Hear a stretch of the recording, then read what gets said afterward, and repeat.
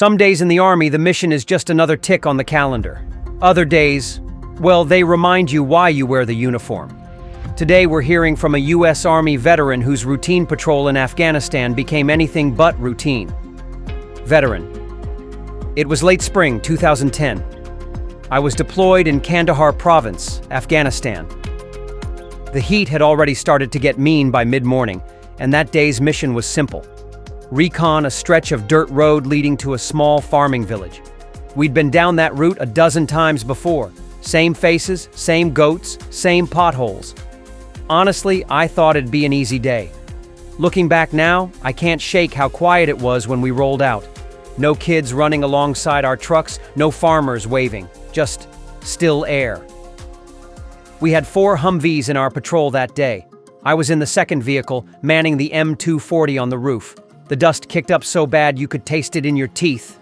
Over the headset, the guys were cracking dumb jokes about chow hall food, about who snored the loudest. Just another day in uniform.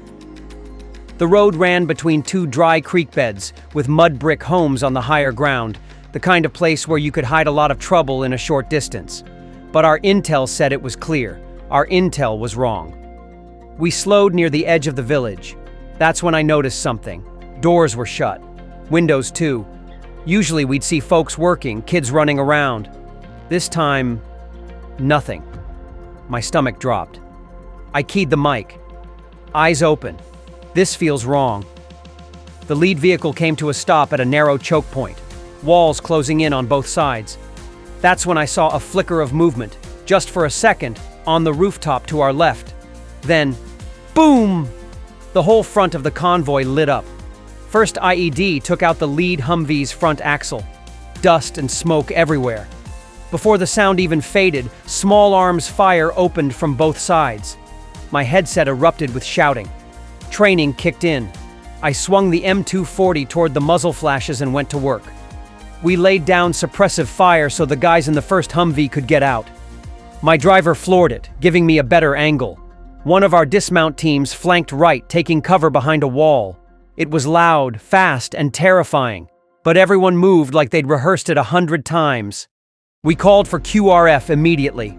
Air support was 20 minutes out. Felt like forever. We just had to hold. The enemy started closing the distance, moving house to house. I could hear rounds smacking into the armor plate just inches from my legs. Our guys pushed forward, clearing one building at a time. The air was thick with dust and the smell of cordite. Finally, the distant roar of an A-10 broke through the chaos. The sound was the best thing I'd ever heard. Strafing runs pushed the enemy back, and rotor wash from incoming helicopters whipped grit into my face. We managed to extract, but not without losses. One of our guys took shrapnel and had to be medevaced out.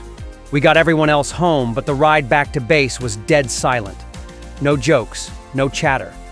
Just the hum of the engine and the weight of what had happened. That day taught me a lot.